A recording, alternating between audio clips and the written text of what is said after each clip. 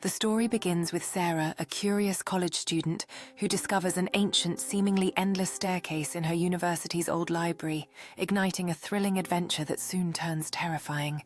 As she descends deeper, the atmosphere shifts, and Sarah soon realizes that the whispers are not mere figments of her imagination, but the echoes of those who have vanished within its depths. With every step, time seems to warp, and Sarah encounters distorted memories of those who lost their way, each moment dragging her closer to the heart of the staircase's dark secret. In a moment of realization, Sarah discovers the staircase feeds on the fears of those who descend, and the only way to escape is to confront the darkness within herself. Determined to reclaim her destiny, Sarah begins to chant the incantations from the book, which illuminate the darkness with a brilliant light, pushing back against the malevolent forces surrounding her.